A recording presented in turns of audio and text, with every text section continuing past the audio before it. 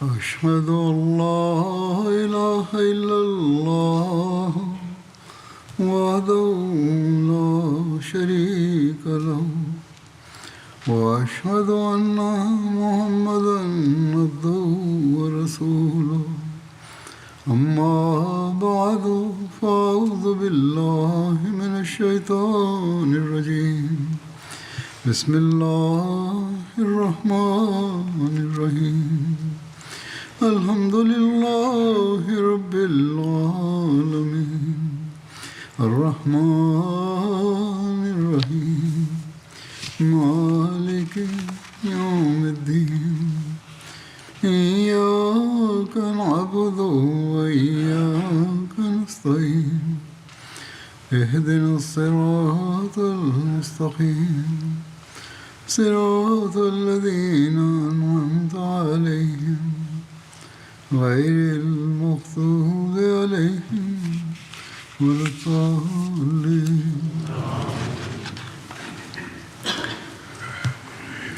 ഇന്ന് ഞാൻ ഖന്തക് യുദ്ധം അഥവാ അഹ്സാബ് യുദ്ധത്തെ സംബന്ധിച്ചാണ് പറയുന്നത്.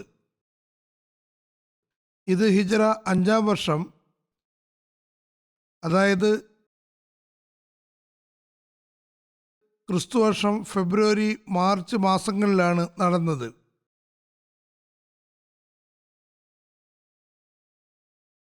വിശുദ്ധ ഖുർആനിൽ അഹ്സാബ് യുദ്ധത്തെക്കുറിച്ച് ഇങ്ങനെ പറയുന്നു: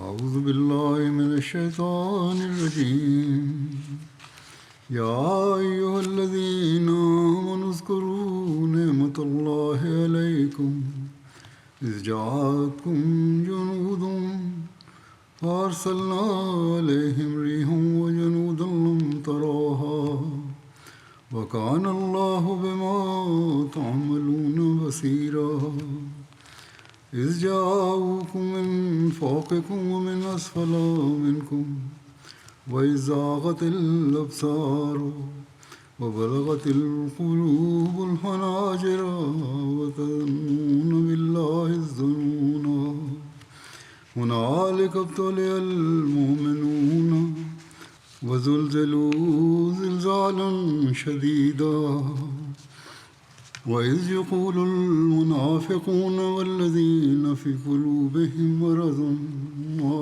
وعدنا الله ورسوله إلا غرورا وإذ قالت طائفة منهم يا أهل يثرب لا مقام لكم فارجعوا ويستأذن فريق منهم النبي يقولون إن بيوتنا عورة وما هي بعورة إن يريدون إلا فرارا ولو دخلت عليهم من أقطارها ثم سئلوا الفتنة لأتوها وما تلبسوا بها إلا يسيرا ولقد كانوا عهدوا الله من قبل لا يولون الأدبار وكان عهد الله مسؤولا قل لن ينفعكم الفرار إن فررتم من الموت أو القتل وإذا لا تمتعون إلا قليلا قل من ذا الذي يعصمكم من الله إن أراد بكم سوءا وأراد بكم رحمة ولا يجدون لهم من دون الله وليا ولا نصيرا قد يعلم الله الموفقين منكم والقائلين لإخوانهم هلم إلينا ولا يأتون البعث إلا قليلا أشهة عليكم وإذا جاء الخوف رأيتهم ينظرون إليك تدور أعينهم كالذي يغشى عليه من الموت فإذا ذهب الخوف سلقوكم بألسنة حداد أشهة للخير أولئك لم يؤمنوا فأهبط الله أعمالهم وكان ذلك على الله يسيرا يحسبون الأحزاب لم يذهبوا وإن يأتي الأحزاب يودوا لو أنهم بادون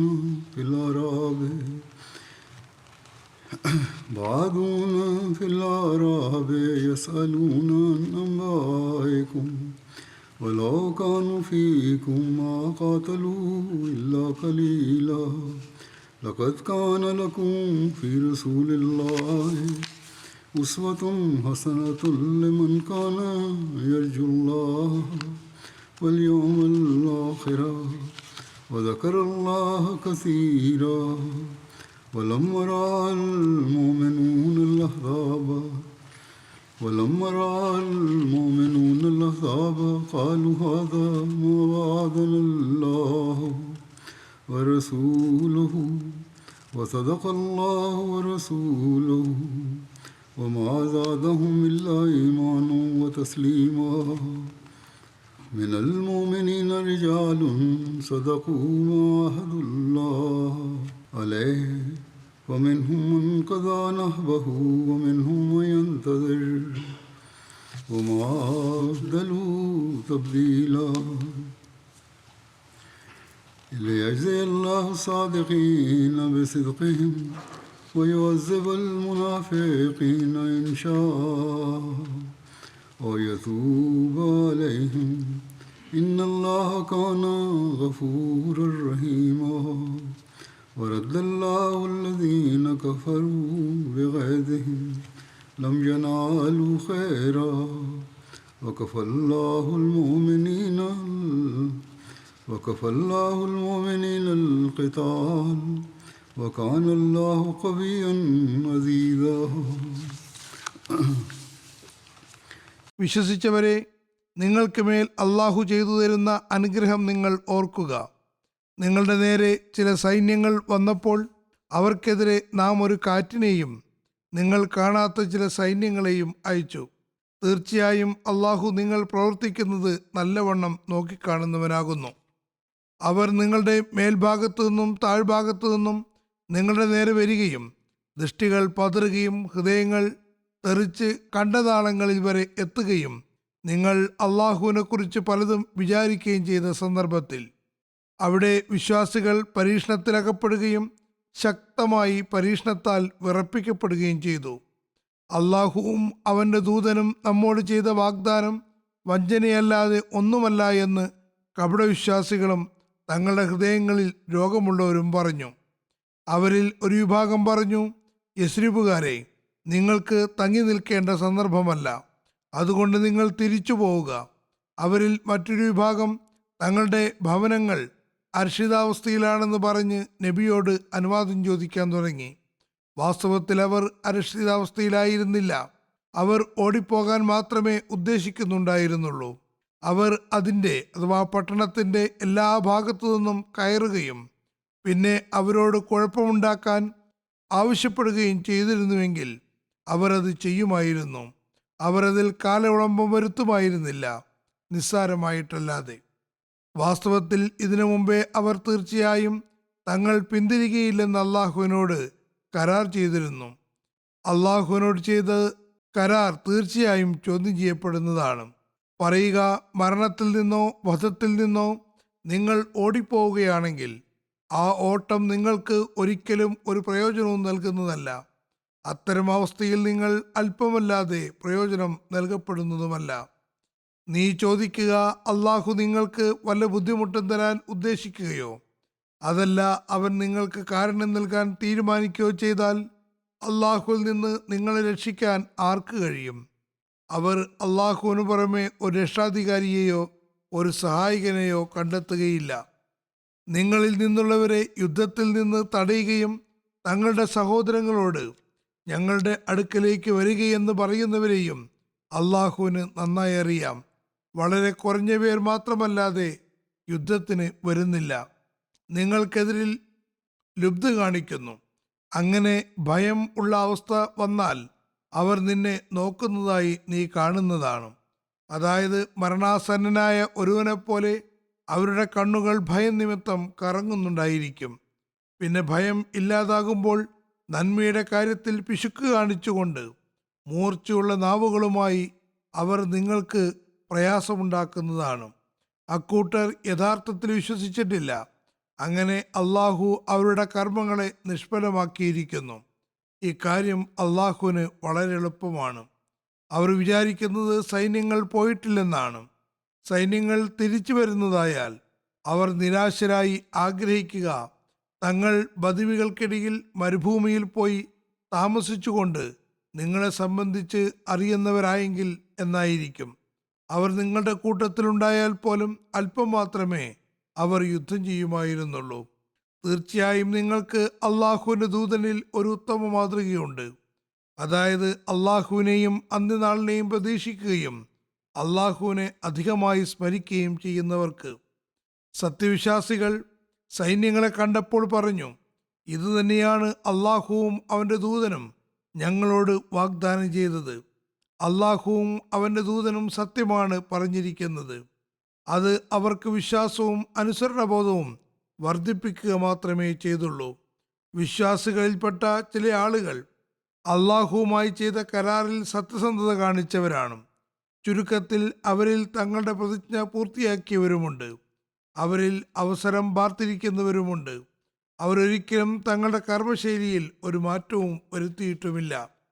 ഇത് അള്ളാഹു സത്യസന്ധന്മാർക്ക് അവരുടെ സത്യതയ്ക്കുള്ള പ്രതിഫലം നൽകുന്നതിനും കപടവിശ്വാസികളെ അവൻ ഉദ്ദേശിക്കുന്ന പക്ഷം ശിക്ഷിക്കുകയോ അല്ലെങ്കിൽ പശ്ചാത്താപം സ്വീകരിച്ചുകൊണ്ട് അവരിലേക്ക് ചായുന്നതിനു വേണ്ടിയാണ്. തീർച്ചയായും അള്ളാഹു വളരെയേറെ പൊറുക്കുന്നവനും കൂടെ കരുണ ചെയ്യുന്നവനുമാകുന്നു. അള്ളാഹു വിശ്വസിക്കാത്തവരെ ഒരു നന്മയും കരസ്ഥമാക്കാൻ കഴിയാത്തവരായി അവരുടെ കോപത്തോടു കൂടി തന്നെ തിരിച്ചയച്ചു. അള്ളാഹു വിശ്വാസികളെ സംബന്ധിച്ചിടത്തോളം യുദ്ധത്തിൽ മതിയായവനാകുന്നു. അള്ളാഹു ഏറെ കരുത്തുള്ളവനും പ്രതാപവാനുമാകുന്നു. ഇതാണ് വിശുദ്ധ ഖുർആനിലെ ഈ ആയത്തുകളുടെ തർജ്ജമ. ഈ യുദ്ധത്തിൻ്റെ പേരിനുള്ള കാരണം എന്താണെന്ന് വിവരിക്കുന്നു. ഈ യുദ്ധം ഖന്തക്ക് എന്ന പേരിലും അറിയപ്പെടുന്നു.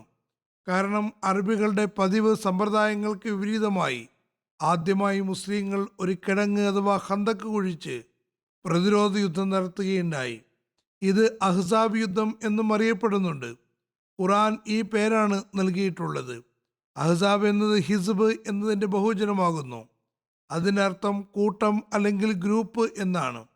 ഈ യുദ്ധത്തിൽ അറേബ്യയിലെ വിവിധ കൂട്ടങ്ങളും ഗ്രൂപ്പുകളും ചേർന്ന് മുസ്ലിങ്ങളെ ആക്രമിക്കുകയുണ്ടായി. അതുകൊണ്ട് അത് അഹ്സാബ് യുദ്ധം എന്നറിയപ്പെടുമാറായി. ഇതിൻ്റെ കാരണമായി പറയുന്നു, ഹിജ്റ 4-ാം വർഷം റബിയുൽ അവൽ മാസത്തിൽ യഹൂദ ഗോത്രമായ ബനു നദീർ തങ്ങളുടെ വാഗ്ദാന ലംഘനവും കലാപവും നബി സല്ലല്ലാഹു അലൈഹി വസല്ലമയെ വധിക്കാനുള്ള ഗൂഢപദ്ധതിയും കാരണം മദീനയിൽ നിന്ന് പുറത്താക്കപ്പെട്ടു. ഈ വാഗ്ദാന ലംഘകരും കലാപകാരികളുമായ ഗോത്രത്തിന് നൽകിയ ശിക്ഷ അതിലും വലുതാകേണ്ടതായിരുന്നു. പക്ഷേ അവരുടെ അപേക്ഷയെ മാനിച്ചുകൊണ്ട് തിരുനബി സല്ലല്ലാഹു അലൈഹി വസല്ലം ക്ഷമയും സഹിഷ്ണുതയും കരുണയും കാണിച്ചുകൊണ്ട് അവരെ നാട്ടിൽ നിന്ന് പുറത്താക്കുക മാത്രമാണ് ചെയ്തത്. ഈ ഗോത്രം തങ്ങളുടെ എല്ലാ സാധന സാമഗ്രികളുമായി മദീനയിൽ നിന്ന് കുറച്ചു ദൂരെ ഖൈബർ എന്ന സ്ഥലത്ത് താമസമാക്കി. പക്ഷേ 4 മാസമേ കഴിഞ്ഞിട്ടുണ്ടായിരുന്നുള്ളൂ. നന്ദി കെട്ടതും ഗൂഢാലോചന നടത്തുന്നവരുമായ ഈ യഹൂദികൾ തിരുനബി സല്ലല്ലാഹു അലൈഹി വസല്ലമിനും ഇസ്ലാമിനുമെതിരിൽ വളരെ ഭയാനകമായ ഒരു പദ്ധതി തയ്യാറാക്കി. അതനുസരിച്ച് മുസ്ലിങ്ങളെ മുഴുവനും ഉന്മൂലനം ചെയ്യുകയായിരുന്നു ലക്ഷ്യം. ബനു നദീറിന്റെ തലവൻ ഹുയ് ഇബ്നു അഖ്തബ് തൻ്റെ അഹങ്കാരവും ഇസ്ലാം വിരോധവും ആവേശവും നിമിത്തം യഹൂദികളിലെ അബൂജഹൽ എന്ന് അറിയപ്പെടാൻ അർഹത നേടിയിരുന്നു. പദ്ധതി അനുസരിച്ച് അയാൾ തൻ്റെ ചില സക്രിയ സുഹൃത്തുക്കളെയും കൂടി മക്കയിലേക്ക് പോയി. അബൂ സുഫിയാനുമായും മറ്റു ഖുറൈശി മൂപ്പന്മാരുമായും കൂടിക്കാഴ്ച നടത്തി. ഖുറൈശികളോട് പറഞ്ഞു, ഞങ്ങൾ നിങ്ങളോടൊപ്പമുണ്ട്. ഞങ്ങൾ മുഹമ്മദ് സല്ലല്ലാഹു അലൈഹി വസല്ലമിനെയും അദ്ദേഹത്തിൻ്റെ കൂട്ടുകാരെയും നാമാവശേഷമാക്കാനുള്ള ഉറച്ച തീരുമാനത്തിലാണ് നിങ്ങളുടെ അടുക്കൽ വന്നിരിക്കുന്നത്. നമുക്കെല്ലാവർക്കും ഒന്നിച്ച് മുഹമ്മദ് സല്ലല്ലാഹു അലൈഹി വസല്ലമിനും കൂട്ടുകാർക്കുമെതിരിൽ ഒരു ഉടമ്പടി ഉണ്ടാക്കാം. ഖുറൈശി മുശ്രിക്കീങ്ങൾക്കും മറ്റെന്താണ് വേണ്ടിയിരുന്നത്? അവർ നേരത്തെ തന്നെ ആക്രമണ പദ്ധതികളുള്ളവരും ബദർ, ഉഹദ് യുദ്ധങ്ങൾ നടത്തിയവരുമായിരുന്നു. പക്ഷേ തങ്ങളുടെ ഹൃദയാഭിലാഷങ്ങൾ പൂവണിയിക്കാൻ കഴിഞ്ഞിട്ടുണ്ടായിരുന്നില്ല. ബദറിലെ പ്രതികാരവാഞ്ചിയും ഉഹദിലെ നാണം കെട്ട അവസ്ഥയുടെയും രണങ്ങൾ വീണ്ടും സജീവമായി. അബൂ സുഫിയാൻ യഹൂദ മൂപ്പന്മാരെ സ്വാഗതം ചെയ്തുകൊണ്ട് പറഞ്ഞു, നിങ്ങൾ ഞങ്ങളുടെ വീട്ടിൽ വന്നിരിക്കുന്നു. മുഹമ്മദ് സല്ലല്ലാഹു അലൈഹി വസല്ലമിന്റെ ശത്രുത കാരണം ഞങ്ങളെ സഹായിക്കുന്നതുകൊണ്ട് നിങ്ങൾ ഞങ്ങൾക്ക് മറ്റെല്ലാവരെക്കാളും പ്രിയപ്പെട്ടവരാണ്. പരസ്പരം സംസാരത്തിന് ശേഷം ഖുറൈശികളിലെ 50 പേരും ഈ യഹൂദികളും കഅബയുടെ കില പിടിച്ചുകൊണ്ട് പരസ്പരം സഹായിക്കുന്നതും മുഹമ്മദ് സല്ലല്ലാഹു അലൈഹി വസല്ലമിനെതിരെ എല്ലാവരുടെയും തീരുമാനം ഏകമായിരിക്കുമെന്നും തങ്ങൾ ഒരുമിച്ച് മുഹമ്മദ് സല്ലല്ലാഹു അലൈഹി വസല്ലമിനെയും കൂട്ടുകാരെയും ഉന്മൂലനം ചെയ്യുന്നതാണെന്നും ഉഗ്രശപഥം ചെയ്തു. ഏതായാലും അബൂ സുഫിയാനുമായി മദീനയെ ശക്തമായി ആക്രമിക്കുന്നതിനുള്ള പദ്ധതിയും ദിവസവും തീരുമാനിച്ചതിന് ശേഷം ബനു നദീറിന്റെ സംഘം മുസ്ലിങ്ങളുടെ രക്തദാഹികളായ അറബിയിലെ മറ്റ് ഗോത്രങ്ങളുടെ അടുത്തേക്ക് പോയി. അവരിൽ പലരും യുദ്ധം ചെയ്ത് പരാജയപ്പെട്ടവരായിരുന്നു. അങ്ങനെ എല്ലാവരും ഒന്നിച്ച് ബനു ഗത്ഫാന്റെ അടുക്കലെത്തി. ഇവർ അറേബ്യയിലെ ധീരന്മാരായ ഗോത്രക്കാരുടെ കൂട്ടത്തിലാണ് ഉൾപ്പെടുന്നത്. മുസ്ലിങ്ങൾക്കെതിരെയുള്ള വെറുപ്പും വിദ്വേഷവും അവരിൽ പ്രകടമായിരുന്നു. യഹൂദികൾ അവരെ തിരുനബി സല്ലല്ലാഹു അലൈഹി വസല്ലമയ്ക്കെതിരിൽ യുദ്ധം ചെയ്യാൻ ക്ഷണിക്കുകയും അതോടൊപ്പം ഖൈബറിലെ 1 വർഷത്തെ ഈന്തപ്പഴങ്ങൾ അവർക്ക് നൽകാമെന്ന അതിമോഹവും നൽകുകയുണ്ടായി. മാത്രമല്ല മക്കയിലെ ഖുറൈശികളും തങ്ങളോടൊപ്പമുണ്ടെന്ന് അവരെ ബോധ്യപ്പെടുത്തി. അതേ തുടർന്ന് ബനു ഗത്ഫാൻ സഹായ വാഗ്ദാനം ചെയ്യുകയും ജാമ്യമെന്ന നിലയ്ക്ക് തങ്ങളുടെ ഭാഗത്ത് നിന്ന് 6000 സൈനികരെ നൽകുകയും ചെയ്തു. അതിനുശേഷം യഹൂദികളുടെ ഈ സംഘം ബനു സുലൈമിൻ്റെ അടുത്തെത്തി. ഇവരും മുസ്ലിങ്ങളെ ആക്രമിക്കാൻ ആഗ്രഹിച്ചു കൊണ്ടിരുന്ന മറ്റൊരു ഗോത്രമായിരുന്നു. പക്ഷേ അവർ പരാജയപ്പെടുകയായിരുന്നു. ഇത്രയും വലിയൊരു സൈനിക സംഘം ആക്രമിക്കാൻ തയ്യാറാണെന്നറിഞ്ഞപ്പോൾ ഈ ഗോത്രവും സന്തോഷപൂർവ്വം അവരെ സഹായിക്കാമെന്നേറ്റു. അതുപോലെ ബനു ഫസാറ ഗോത്രം തങ്ങളുടെ നേതാവായ ആയിനയുടെ നേതൃത്വത്തിൽ നബി സല്ലല്ലാഹു അലൈഹി വസല്ലമിനോട് യുദ്ധം ചെയ്യാൻ തയ്യാറായി. ആയിന തൻ്റെ സുഹൃത്ത് ഗോത്രമായ ബനു അസദിനെയും ക്ഷണിക്കുകയുണ്ടായി. ബനു അസദിന്റെ നേതാവ് തുലൈഹ അസദിയും ക്ഷണം സ്വീകരിച്ചു. ബനു മറ, ബനു അഷ ഗോത്രങ്ങളും ഈ യുദ്ധത്തിലെ അംഗബലത്തിൽ കാര്യമായി വർധനവുണ്ടാക്കി. ഈ എല്ലാ ഗോത്രങ്ങളും തങ്ങളുടെ ധീരതയിൽ അറേബ്യയിൽ മുഴുവനും പുകൾപെറ്റവരായിരുന്നു. ഇതിന്റെ വിശദീകരണത്തിൽ ഹസ്രത്ത് മീസ ബഷീർ അഹമ്മദ് സാഹിബ് എഴുതുന്നു, മക്കയിലെ ഖുറൈശികളും നജ്ദി ഗോത്രങ്ങളായ ഗത്ഫാനും സുലൈമും നേരത്തെ തന്നെ മുസ്ലിങ്ങളുടെ രക്തദാഹികളായിരുന്നു. ഓരോ ദിവസവും മദീനയ്ക്കെതിരെ ആക്രമണം നടത്താനുള്ള ചിന്തയിലുമായിരുന്നു. പക്ഷെ അവർ ഇതേവരെ തങ്ങളുടെ ശക്തി ഇസ്ലാമിനെതിരെ ഒരേ സ്ഥലത്ത് ഒരുമിച്ച് കൂട്ടിയിരുന്നില്ല. എന്നാൽ യഹൂദി ഗോത്രം ബനു നസീർ കലാപവും ഫിത്നയും കാരണം മദീനയിൽ നിന്ന് നാടുകടത്തപ്പെട്ടപ്പോൾ അതിലെ നേതാക്കന്മാർ നബി സല്ലല്ലാഹു അലൈഹി വസല്ലം അവരോട് ചെയ്ത കുലീനവും ഔദാര്യപൂർവവുമായ പെരുമാറ്റത്തെ മറക്കുകയാണ് ചെയ്തത്. നബി സല്ലല്ലാഹു അലൈഹി വസല്ലം അവർക്കുമേൽ വലിയ ഔദാര്യമാണ് ചെയ്തിരുന്നത്. അതിനെ മറന്നുകൊണ്ട് അവർ പരസ്പരം കൂടിയാലോചിക്കുകയും അറേബ്യയിലെ ചിതറിപ്പിരിഞ്ഞു കിടക്കുന്ന ശക്തികളെ ഒരിടത്ത് ഒരുമിച്ച് കൂട്ടി ഇസ്ലാമിനെ നാമാവശേഷമാക്കുന്നതിനുള്ള പദ്ധതികളെ തീവ്രമാക്കുകയും ചെയ്തു. യഹൂദികൾ വളരെ കുൽസിതമായ സാമർഥ്യമുള്ളവരായിരുന്നു. ഇത്തരത്തിലുള്ള ഗൂഢാലോചനയിൽ വലിയ സമർത്ഥരുമായിരുന്നു. അതുകൊണ്ട് അവരുടെ കലാപപരമായ പരിശ്രമങ്ങൾ സാധ്യമാവുകയും അറേബ്യൻ ഗോത്രങ്ങൾ ഒരേക മനസ്സോടെ മുസ്ലിങ്ങൾക്കെതിരിൽ രണാങ്കണത്തിലേക്ക് ഇറങ്ങുകയും ചെയ്തു. യഹൂദി മൂപ്പന്മാരായ സലാം bin അബിയുൽ ഹക്കീക്ക്, ഹുയ്യ് bin Akhtab, Kinana bin റബി എന്നിവർ ഈ തീവ്രമായ പരിപാടിയിൽ പ്രത്യേകമായും ഭാഗവാക്കായി. അങ്ങനെ ഈ കുഴപ്പക്കാർ തങ്ങളുടെ പുതിയ വാസസ്ഥലമായ ഖൈബറിൽ നിന്ന് പുറപ്പെട്ട് ഹിജാസിന്റെയും നജിദിന്റെയും ഇടയിൽ പര്യടനം നടത്തി. ഏറ്റവും ആദ്യം മക്കയിലെത്തി ഖുറൈശികളുമായുള്ള തങ്ങളുടെ ബന്ധം ഉറപ്പിച്ചു. പിന്നെ ഖുറൈശി മൂപ്പന്മാരെ സന്തോഷിപ്പിക്കുന്നതിന് വേണ്ടി മുസ്ലിങ്ങളുടെ ദീനിനേക്കാളും നിങ്ങളുടെ ദീനും ശിർക്കും വിഗ്രഹാരാധനയും മെച്ചമുള്ളതാണെന്ന് പറയാനും അവർ മടിച്ചില്ല. പിന്നെ അവർ നജിദിൽ പോയി ഗത്ഫാൻ ഗോത്രത്തെയും തങ്ങളോടൊപ്പം ചേർത്തു. ഈ ഗോത്രത്തിന്റെ ശാഖകളായ ഫസാറയും മറയും മറ്റും അവരോടൊപ്പം പുറപ്പെടാനും തയ്യാറായി. മാത്രമല്ല, ഖുറൈശികളുടെയും ഗത്ഫാന്റെ പ്രേരണയിൽ ബനു സുലൈം, അസദ് തുടങ്ങിയ ഗോത്രങ്ങളും ഇസ്ലാം ശത്രുതയിലുള്ള ഈ ഐക്യശ്രേണിയിൽ ചേരുകയുണ്ടായി. മറുഭാഗത്ത് യഹൂദികൾ തങ്ങളുടെ സുഹൃത് ഗോത്രമായ ബനു അസദിനും സന്ദേശം അയച്ചുകൊണ്ട് തങ്ങളെ സഹായിക്കുന്നതിന് തയ്യാറാക്കി നിർത്തി. ഈ ശക്തമായ ഐക്യത്തെ കൂടാതെ ഖുറൈശികൾ തങ്ങൾക്ക് കീഴിൽ കഴിഞ്ഞിരുന്ന വിവിധ ഗോത്രങ്ങളിലെ ആളുകളെയും തങ്ങളോടൊപ്പം ചേർത്തു. പിന്നെ നല്ല തയ്യാറെടുപ്പിന് ശേഷം അറേബ്യൻ മണലാരണ്യത്തിൽ രക്തദാഹികളായ ഈ ഗോത്രങ്ങൾ മുസ്ലിങ്ങളെ ഉന്മൂലനം വരുത്താനുള്ള ഉദ്ദേശത്തോടു കൂടി ഒരു വലിയ പ്രളയമെന്ന നിലയ്ക്ക് മദീനയ്ക്കെതിരെ കുതിച്ചു. ഇസ്ലാമിനെ ഉന്മൂലനം ചെയ്യുന്നതിന് മുമ്പ് തിരിച്ചു വരികയില്ലെന്ന് അവർ ശപഥം ചെയ്തിരുന്നു. ഹദ്രത്ത് മുസ്ലിം മൗദ് റളിയല്ലാഹു അൻഹു സംബന്ധിച്ച് പറയുന്നു, യഹൂദികളിലെ 2 ഗോത്രങ്ങൾ കലാപവും കുഴപ്പവും കൊലപാതക ശ്രമങ്ങൾ കാരണവും മദീനയിൽ നിന്ന് പുറത്താക്കപ്പെട്ടിരുന്നു. അതിൽ കുറച്ചാളുകൾ ഷാമിലേക്ക് പലായനം ചെയ്തു. കുറച്ചുപേർ മദീനയിൽ നിന്ന് വടക്ക് ഭാഗത്തുള്ള ഖൈബർ എന്ന പട്ടണത്തിലേക്കാണ് പലായനം ചെയ്തത്. ഖൈബർ യഹൂദികളുടെ ഒരു വലിയ കേന്ദ്രവും ഉറച്ച കോട്ടയുമായിരുന്നു. ബനു നസീർ ഇവിടെ എത്തി മുസ്ലിങ്ങൾക്കെതിരിൽ അറബികൾക്കിടയിൽ വികാരാവേശങ്ങൾ ഉണ്ടാക്കാൻ തുടങ്ങി. മക്കക്കാർ നേരത്തെ തന്നെ എതിരാളികളായിരുന്നു. അവർക്ക് പ്രത്യേകിച്ച് പുതിയൊരു പ്രേരണയുടെ ആവശ്യമില്ലായിരുന്നു.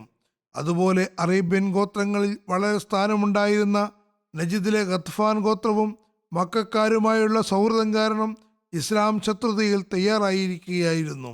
യഹൂദികൾ ഖുറൈശികളെയും ഗത്ഫാനെയും ആവേശത്തിലാക്കിയതിനു പുറമെ ബനു സുലൈം, ബനു അസദ് എന്നീ 2 ശക്തരായ ഗോത്രങ്ങളെയും മുസ്ലിങ്ങൾക്കെതിരിൽ ഇളക്കിവിടാൻ തുടങ്ങി. അതുപോലെ ബനു സഅദ് എന്ന പേരിൽ അറിയപ്പെട്ടിരുന്ന യഹൂദികളുടെ ഒരു സൗഹൃദ ഗോത്രവും മക്കയിലെ കാഫിര്യങ്ങളോടൊപ്പം നിൽക്കാൻ തയ്യാറാവുകയുണ്ടായി.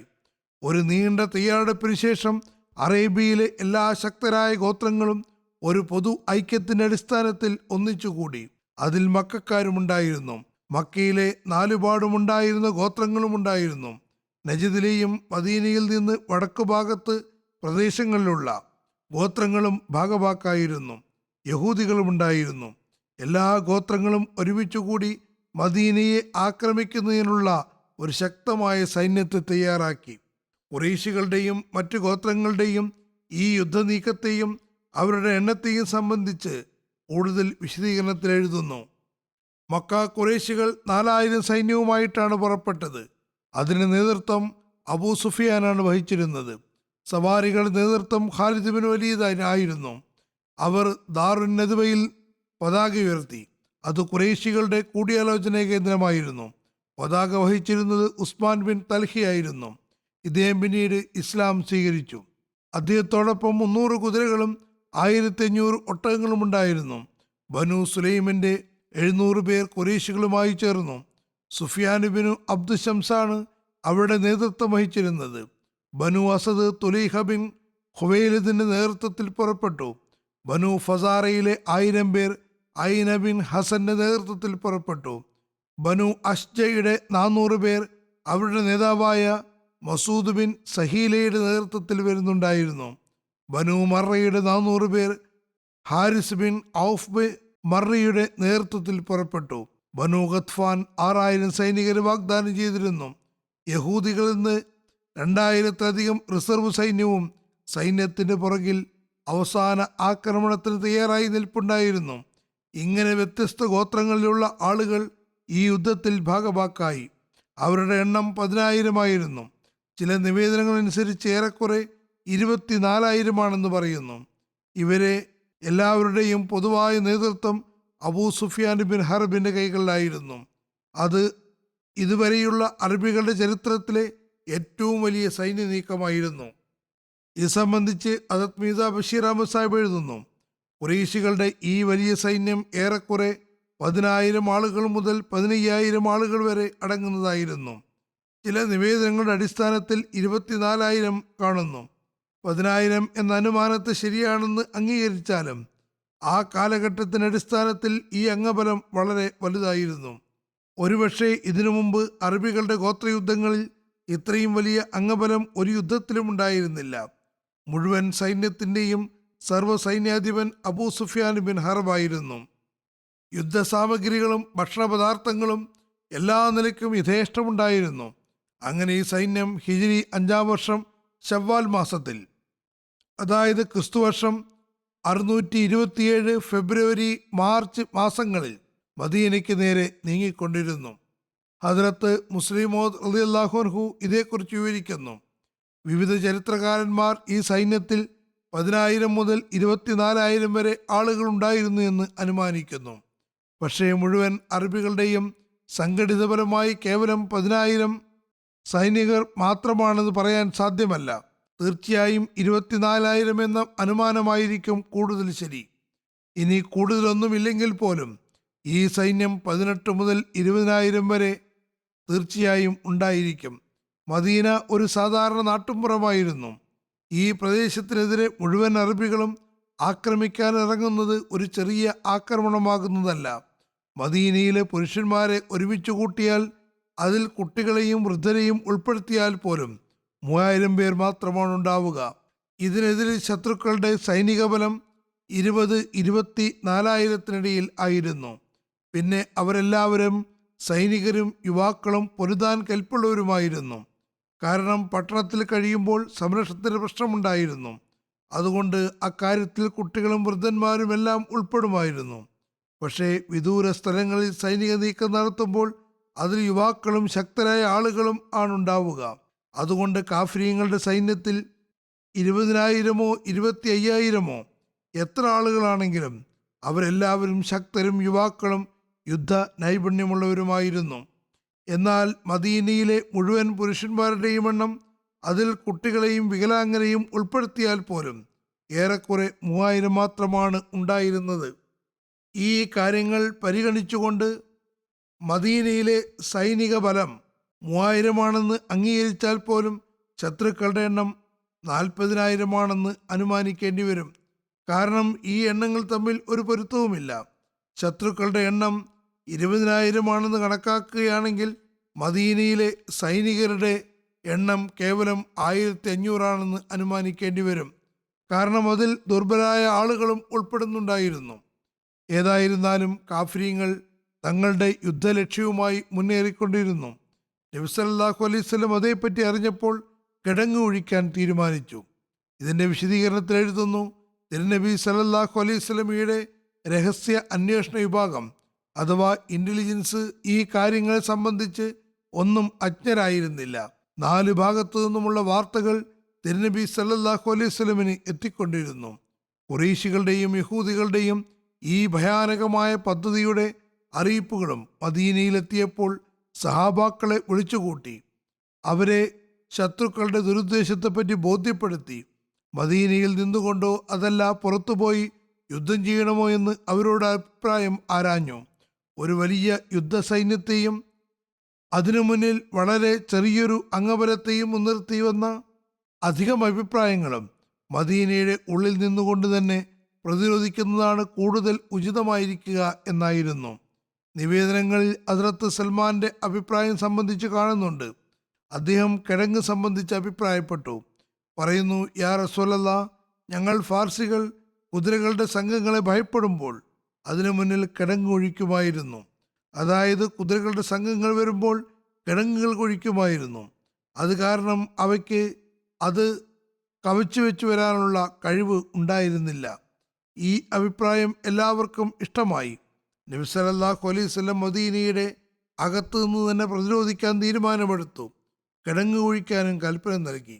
ചില നബിചരിത്രങ്ങളിൽ നിന്ന് വ്യക്തമാകുന്നത് കിടങ്ങ് ഒഴിക്കാനുള്ള തീരുമാനം ഹദ്റത്ത് സൽമാൻ ഫാർസിയുടെ അഭിപ്രായ പ്രകാരം ആയിരുന്നില്ല എന്നാണ്. മറിച്ച് അള്ളാഹു തന്നെ ഇൽഹാം മുഖേന ഈ മാർഗം അവലംബിക്കാൻ പറഞ്ഞു കൊടുത്തതായിരുന്നു. കാരണം അറബികൾക്ക് ഈ മാർഗം തികച്ചും പുതുതായിരുന്നു. അറബികൾ പ്രതിരോധത്തിനു വേണ്ടി കിടങ്ങുകൾ കുഴിക്കുന്ന രീതിയെ സംബന്ധിച്ച് അജ്ഞരായിരുന്നു. എഴുതുന്നു, അബൂ സുഫിയാൻ തൻ്റെ ശക്തിയുടെ ഭ്രമത്തിൽ ഒരു ശക്തമായ സൈന്യവുമായി മദീനയെ ആക്രമിക്കാൻ വരുമ്പോൾ അതിനെ പ്രതിരോധിക്കാൻ അയാൾ മദീനയിൽ ഒന്നും കാണുന്നുണ്ടായിരുന്നില്ല. അയാൾക്ക് ഒരു ഇസ്ലാമിക സൈന്യത്തെയും കാണാൻ കഴിഞ്ഞിരുന്നില്ല. ഒരു വലിയ സൈന്യം തൻ്റെ കൂടെ ഉള്ളതുകൊണ്ട് ഇന്ന് മദീനയെ തൻ്റെ കൈകളിൽ നിന്ന് രക്ഷപ്പെടുത്താൻ ആർക്കും കഴിയില്ലെന്ന് അയാൾ അഹങ്കരിച്ചു. അയാൾ പറഞ്ഞു, ഇനി മദീനയെ തീർത്തിട്ടേ പോകുന്ന പ്രശ്നമുള്ളൂ. മദീനയിലേക്കുള്ള വഴിയിൽ എവിടെയും പ്രതിരോധത്തിലുള്ള ഒന്നും കാണാതായപ്പോൾ അയാളുടെ അഹങ്കാരവും ഗർവവും വർദ്ധിക്കുകയുണ്ടായി. പക്ഷേ അയാൾ കുതിരയും ഓടിച്ച് മദീനയുടെ അടുത്തെത്തിയപ്പോൾ പെട്ടെന്ന് അയാൾക്ക് മുന്നിൽ 5 കിലോമീറ്റർ നീളത്തിൽ 8-9 അടി ആഴത്തിൽ വീതിയുള്ള കിടങ്ങ് തടസ്സമായി നിൽക്കുന്നത് കണ്ടപ്പോൾ അയാളുടെ വീര്യമെല്ലാം ചോർന്നുപോയി. ഈ കിടങ്ങുകൾ വളരെ ആഴവും വീതിയുമുള്ളതായിരുന്നു. കുതിരകളെ കൊണ്ടും അത് ചാടിക്കടക്കാൻ സാധ്യമായിരുന്നില്ല.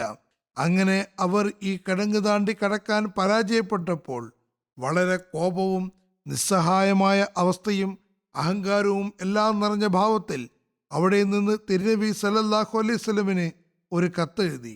അതിലയാൾ ഇപ്രകാരം കുറിച്ചു: ലാത്തയും ഉസ്സയും ഉസാഫും നായിലയും ഹുബലിയുമാണ് സത്യം. നിങ്ങളെ നാമാവശേഷമാക്കാതെ പോവുകയില്ലെന്ന ശബ്ദവുമായാണ് ഞങ്ങൾ വന്നത്. എന്നാൽ നിങ്ങൾ ഞങ്ങളെ നേരിടുന്നതിൽ നിന്ന് ഒഴിഞ്ഞു മാറുകയാണെന്ന് കാണുന്നു. നിങ്ങൾ ചുറ്റുഭാഗത്തും കിടങ്ങുകൾ കുഴിച്ചു വച്ചിരിക്കുന്നു. നിങ്ങൾക്ക് ഇതാരാണ് പറഞ്ഞു തന്നതെന്ന് എനിക്ക് മനസ്സിലായെങ്കിൽ ഞങ്ങൾ തിരിച്ചു പോവുകയാണെങ്കിൽ കൂടി ഓർത്തുകൊള്ളുക. ഉഹദ് യുദ്ധത്തിൻ്റെ ദിവസം ഒരിക്കൽ കൂടി നിങ്ങളെ ഓർമ്മപ്പെടുത്തുകയാണ്. അന്ന് നിങ്ങളുടെ സ്ത്രീകളെയും അരിഞ്ഞു വീഴ്ത്തുന്നതാണ്. ഈ കത്ത് തിരുനബി സല്ലല്ലാഹു അലൈഹി വസല്ലമയുടെ സവിധത്തിലേക്ക് അയച്ചു. അതിന് മറുപടിയായി നബി സല്ലല്ലാഹു അലൈഹി വസല്ലം അബൂ സുഫിയാന് ഒരു കത്ത് എഴുതി. നിങ്ങളുടെ കത്ത് കിട്ടി. എനിക്കറിയാം നിങ്ങൾ അള്ളാഹുവിനെതിരിൽ അഹങ്കാരത്തിലാണുള്ളത്. നിങ്ങൾ മദീനയ്ക്ക് മേൽ അതിശക്തമായ സൈന്യത്തെയും കൊണ്ട് ആക്രമിക്കുമെന്നും അങ്ങനെ ഞങ്ങളുടെ പേരും ചൂരും ഇല്ലാതാക്കുമെന്നും ശപഥം ചെയ്തതായും പറയുന്നു. പക്ഷേ ഇത് അള്ളാഹുവിൻ്റെ കൽപ്പനയാകുന്നു. അത് നിന്റെ നീചമായ ലക്ഷ്യത്തിനിടയിൽ തടസ്സമായി നിൽക്കുന്നു. നിനക്ക് അതിനുള്ള അവസരം കിട്ടിയില്ല. തുടർന്നെഴുതി, അവൻ തൻ്റെ തീരുമാനമെടുക്കുമ്പോൾ നിങ്ങളുടെ ലാത്തയുടെയും ഉസ്സയുടെയും പേരുകൾ പോലും നിങ്ങൾ മറന്നുപോകുന്നതാണ്. കിടങ്ങ് ഒഴിക്കാൻ ആരാണ് എന്നോട് പറഞ്ഞതെന്ന് നിങ്ങൾ ചോദിക്കുന്നു. ഇൽഹാമനി ദാലിക, ഈ മാർഗം അള്ളാഹു ഇൽഹാം മുഖേന എന്നെ അറിയിച്ചതാണ്. ഇത് നിങ്ങളുടെയും കൂട്ടുകാരുടെയും കോപതാപങ്ങൾ വർദ്ധിച്ചപ്പോൾ അള്ളാഹു എന്നോട് പറഞ്ഞതാണ്. തുടർന്നെഴുതി, കേൾക്കൂ, അവസാനം അള്ളാഹു ഞങ്ങളെ വിജയിപ്പിക്കുന്നതാണ്. അല്ലയോ ബനൂ ഗാലിബിൻ്റെ വിവരദോഷി, ഒരു ദിവസം വരും, അന്ന് നിങ്ങളുടെ ലാത്തും ഉസ്സയും ഉസാഫും നായിലയും ഹുബലയും തുണ്ടം തുണ്ടമാക്കപ്പെടുന്നതാണ്. ആ ദിവസത്തിൽ നിനക്കിതെല്ലാം ഓർമ്മ വരും. വളരെ വ്യക്തമായും അയാൾക്ക് എഴുതി, ഇൻഷാ അല്ലാ വിജയം ഞങ്ങളുടേതായിരിക്കും. നബി സല്ലല്ലാഹു അലൈഹി വസല്ലമയുടെ ഈ കത്തിൽ നിന്ന് ഹസ്രത്ത് സൽമാൻ ഫാരിസി അഭിപ്രായം നൽകിയിരുന്നുവെങ്കിൽ കൂടി അതനുസരിച്ച് പ്രവർത്തിക്കാനുള്ള തീരുമാനം തിരുനബി സല്ലല്ലാഹു അലൈഹി വസല്ലം ഇൽഹാമിൻ്റെ അടിസ്ഥാനത്തിലാണ് എടുത്തത് എന്നാണ് മനസ്സിലാകുന്നത്. വല്ലാഹു ആലം. ഏതായാലും അദ്ദേഹത്തിൻ്റെയും അഭിപ്രായം ഉണ്ടായിരിക്കണം.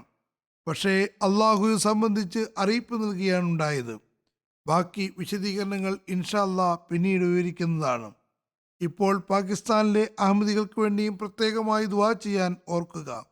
പാകിസ്ഥാനിലെ അഹമ്മദികളും തങ്ങൾക്ക് വേണ്ടി ദുആകളിലേക്ക് ശ്രദ്ധിക്കുകയും സദക്കകൾ നൽകാനും ശ്രദ്ധിക്കുക. അള്ളാഹു അവരെ സംരക്ഷിക്കുകയും എതിരാളികളുടെ എല്ലാ ദ്രോഹങ്ങളിൽ നിന്നും രക്ഷിക്കുകയും ചെയ്യുമാറാകട്ടെ. ദ്രോഹികളുടെ ദ്രോഹം അവരിലേക്ക് തന്നെ തിരിക്കുമാറാകട്ടെ. മൊത്തത്തിൽ ലോകത്തിന് നന്മയ്ക്ക് വേണ്ടിയും ദുആ ചെയ്യുക. അള്ളാഹു ലോകത്തെയും എല്ലാ കുഴപ്പങ്ങളിൽ നിന്നും സംരക്ഷിക്കുമാറാകട്ടെ.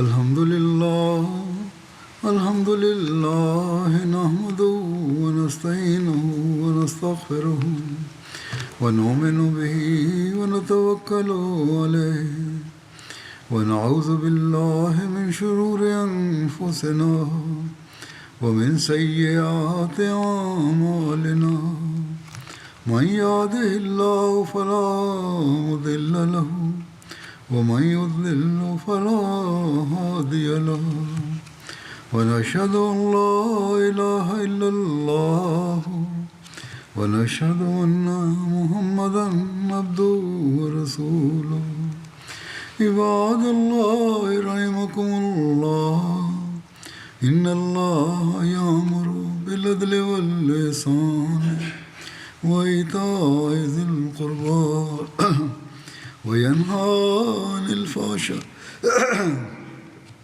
وينهى عن الفحشاء والمنكر والبغي يعظكم لعلكم تذكرون اذكروا الله يذكركم وادعوه يستجب لكم ولذكر الله أكبر